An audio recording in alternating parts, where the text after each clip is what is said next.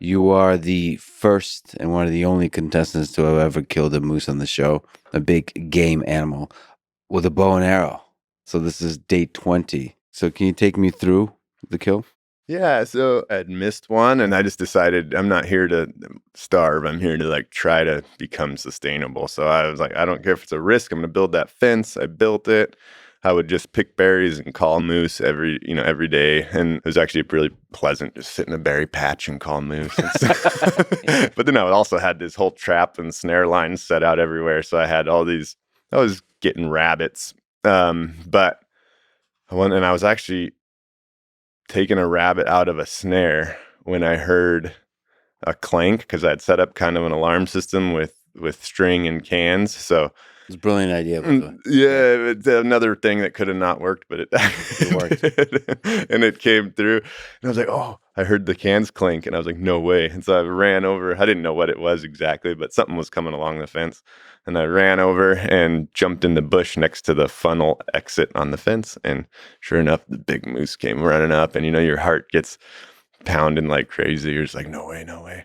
I probably could have waited a little longer and had a perfect broadside shot, but I took the shot when he was pretty close, like 24 yards, but he was quartering towards me, which makes it a little harder to make a perfect kill shot, And so I hit it and it took off running, and I just thought, I was super excited. I couldn't believe I actually, I was like, oh my gosh, I got the moose. I think that was a really good shot. You get all excited, but then it plays back in your head. And particularly when you're first learning to hunt, there's always an animal that gets away, and you like make a bad decision or not a great shot or something. And it's just part of it. And so of course you're like, I'm not going to be satisfied until I see this thing. Mm-hmm. So I followed the blood trail a little while, and I saw some bubbly blood, which meant it was hitting the lungs, which meant it's not going to live, you'll get it. And so as long as you don't mess it up. And so I went back to my shelter and waited an hour. I skinned that rabbit that I had caught, and then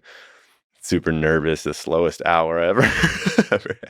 And then I followed it along, ended up losing the blood trail. I was like, no. Yeah. And then I was like, well, if there's no blood, I'm just going to follow the path that I would go if I was a moose, like the least resistance through the woods. So I followed kind of along the shore there. And sure enough, I saw him up there. I was like, oh, I was so excited, lay down, but he hadn't died yet. And so he just sat there and he would stand up, and I would just like, no. And he would lay back down and like, yes. And then he would stand up and like, no. And it was like that for, a couple hours it took him. And then finally at one point, and a lot of people have asked, like, why wouldn't you go finish it off?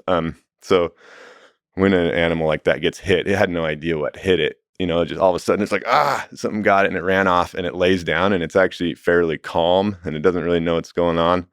And if you can leave it in that state, it'll kind of just bleed out and as peacefully as possible.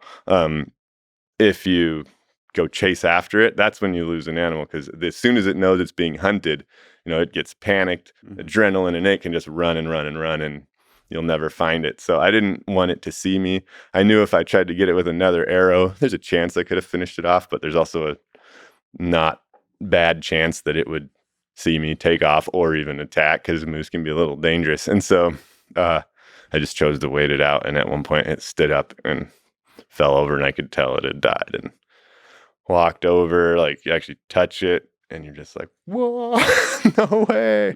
Like that whole burden of weeks of you're going to starve. And it got rid of that demon. To be honest, it's one of the happiest moments of my life. It's really hard to replicate that joy, because it was just so real. You're so directly connected to your needs. It's all so simple. It was a peak experience for sure. And were you worried that it would take many more hours and it would take it into the night?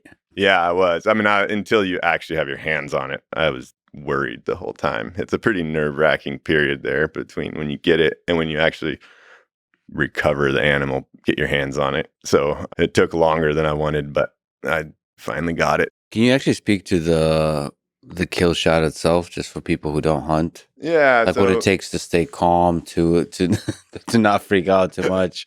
to like Ugh. wait, but not wait too long. Yeah, Like, yeah. I mean, another thing about hunting is that for every animal you get, you probably don't get, 9 or 10 that just turned the wrong way when you were drawn back or went way behind a tree or you never had a clean shot or whatever it is. And so every time you can see a moment coming, your heart really starts beating and you have to like breathe through it. I can almost, you almost feel the nervousness of it. And then you just try to stay calm, like whatever you do, just try to stay calm, wait for it to come up, draw back. You've practiced shooting a lot. So you have like kind of a technique, like I'm going to go back, touch my face, draw my elbow tight, and then the arrow's going to let loose. it's a muscle memory mostly. It's kind of muscle memory. You have a little trigger, like draw that elbow tight, and then it happens, and then you just watch the arrow and see where it goes. Now with the animal, you try to do it ethically. That is like make as good of a shot as you can. Make sure it is either hit in the heart or both lungs. And when that happens, it's a pretty quick death, death is a part of life. But honestly, for a wild animal, that's probably the best way to go they could they could have. Now, when an animal's kind of walking towards you, if it's walking towards you but not directly towards you, that's what you call quartering towards you.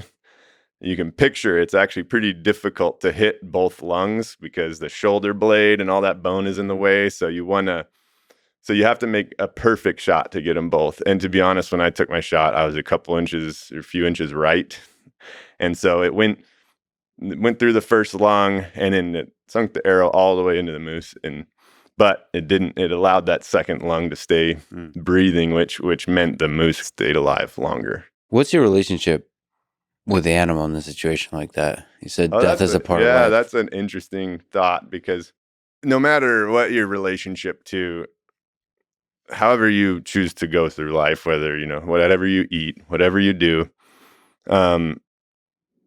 death is a part of life. Like every animal that's out there is living off of a dead, even plants, we're all part of this ecosystem. I think it's really easy particularly in an urban environment, but anywhere to think that we're separate from the ecosystem, but we are very much a part of it. Whether it be, farming requires, all this habitat to be turned into growing soybeans and and when you get the plows and the combines, you're losing all kinds of different animals and all kind of potential habitat. So it's not cost free. And so when you realize that, then you want to produce the food and the things you need in an ethical manner. So for me, hunting plays a really major role in that. Like I literally know how many animals a year it takes to feed my family and myself. I actually know the exact number, and it's like, and I know what the cost of that is, and I'm aware of it because I'm out in the woods and I see these like beautiful elk and moose, and I really